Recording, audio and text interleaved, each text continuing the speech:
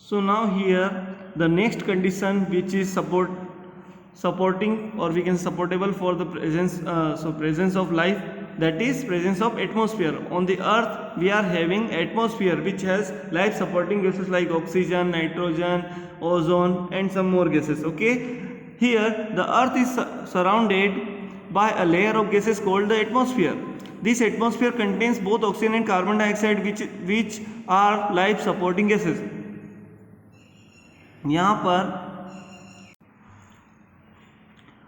Oxygen, carbon dioxide जैसे life supporting gases present होने की वजह से अर्थ पर जो है लाइफ जो है सर्वाइव कर पाती है. The atmosphere also protect the earth from the harmful radiation of the sun. Atmosphere में ओजोन गैस होती है जो हमें सूरज से आने वाली जो हार्मफुल रेडिएशन या अल्ट्रावायलेट सन रेज होती है उनसे हमें प्रोटेक्ट करती है. Even to plants also, plants को भी प्रोटेक्ट करती है. अगर ozone, if there wouldn't be presence of ozone gas then what happen, क्या होता फिर जो है डायरेक्टली ये हार्मफुल सनरेज यहाँ पर आती है और हमें स्किन कैंसर या स्किन से रिलेटेड डिसीजेस या प्लांटेड की लीफ वगैरह ये बर्न हो जाते हैं और एनिमल्स को भी जो है स्किन रिलेटेड इश्यूज वगैरह क्रिएट होते हैं. ओके, तो हम due to the presence of ozone gas हम जो है इन अल्ट्रावायलेट हार्मफुल सनरेज से अपने आप को प्रोटेक्ट कर पाते हैं. Okay, so these were the life supporting conditions which are present on earth are availability of water, moderate temperature or we can say adequate temperature, presence of atmosphere. Okay, इन सब की वजह से जो इन due to this factors life क्या कर रही है, जीवन क्या कर रहा है यहाँ पर, ओरिजिनेटिंग और we can say making to its existence on the earth. जीवन अपना अस्तित्व यहाँ पर बनाए हुए हैं या बना रहा है. नाउ सैटेलाइट्स क्या होते हैं? Satellites too are small celestial, satellites भी सेलेस्टियल बॉडीज ही हैं. इस चैप्टर में हम जितने भी कंटेंट रीड कर रहे हो सारे सेलेस्टियल बॉडीज मैंने आपको बताया, चाहे प्लैनेट्स हो, सैटेलाइट्स हो, कॉमेट्स हो, एस्टेरॉइड्स हो, मेटेरॉइड्स हो, है ना, sun, moon and so on. So here satellites too are small celestial, ये भी छोटे छोटे सेलेस्टियल बॉडीज होते हैं. The satellites do not have their own heat and light, satellites का अपना हीट एंड लाइट नहीं होता है. तो क्या प्लैनेट्स का होता है? नहीं, नो, प्लैनेट्स का भी अपना हीट एंड लाइट नहीं होता है. जस्ट लाइक सैटेलाइट्स का भी हीट एंड लाइट नहीं होता है खुद का. They shine brightly in the night sky because they reflect the sunlight falling on it. सूरज से जो लाइट इन ऑब्जेक्ट्स पर या इन सैटेलाइट्स पर आती है वो हमें रिफ्लेक्ट होने के कारण, ड्यू टू द रिफ्लेक्शन हमें ये जो है चमकीले या शाइनिंग करते हुए दिखाई देते हैं. Just like the planets revolve around the sun, these satellites revolve around the planets. जिससे प्लैनेट्स किसके अराउंड रिवॉल्व करते हैं? सन के आसपास, यानी स्टार के आसपास. ऐसे ही ये जो सैटेलाइट्स होते हैं ये अराउंड द प्लैनेट्स मूव करते हैं. For example, our earth is a planet and it revolves around the sun, while the moon is the satellite of our earth and it revolves around the earth.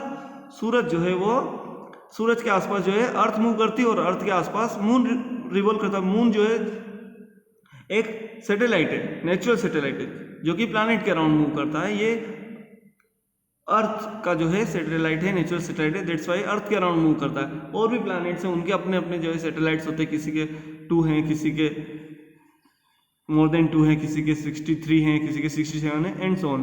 Okay, here satellites can be natural और man made. Satellites man made भी हो सकते हैं, जो satellite हम बनाकर space में भेजते हैं. Okay, for getting the information regarding to the weather और some technical data and so on. और भी बहुत सारे रीजंस होते हैं जिसके लिए हम जो है क्या करते हैं, ह्यूमन बींग जो है क्या करता है, स्पेस में जो है सैटेलाइट्स भेजता है. तो artificial satellite means man made satellites होता है, जो इंसान जो सैटेलाइट बनाकर भेजता है ह्यूमन बींग, वो जो है आर्टिफिशियल सैटेलाइट कहलाते हैं. Okay, here there are many natural satellites that move around the various planet. I explain to you. Now the moon natural satellite. The moon is the only natural satellite of the earth. Everybody knows earth has only one natural satellite and that is moon. Earth का एक ही natural satellite, वो कौन क्या है, हम उसे क्या कहते हैं, we call to that moon. It is situated at a distance of about 3,84,400 kilometre away from the earth. ये अर्थ से 3,84,400 किलोमीटर दूर है.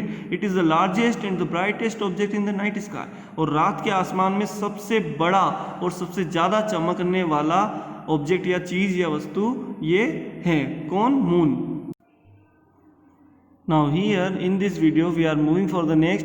Apart from stars we are having some other celestial bodies also. Apart from stars, planets and satellites, तारों, ग्रहों और उपग्रहों को के अलावा we are having some more numerous celestial body. हमारे पास बहुत सारी जो है और भी कुछ सेलेस्टियल बॉडीज हमारे स्पेस में होती है. Okay, which revolve around the sun, जो सूरज के आसपास घूमती है. They are dwarf planets, asteroids, meteoroids and comets. उनको जो है क्या कहते हैं हम? ड्वार्फ प्लैनेट कहते हैं, एस्टेरॉइड्स कहते हैं, मेटेरॉइड्स कहते हैं एंड कमेट्स कहते हैं. सो ये क्या होते हैं? What are all this? We will move for getting the answer. Now dwarf planets, these are much smaller, ये बहुत छोटे होते हैं. Okay, much smaller spherical bodies, और शेप तो स्फेरिकल होता है इनका.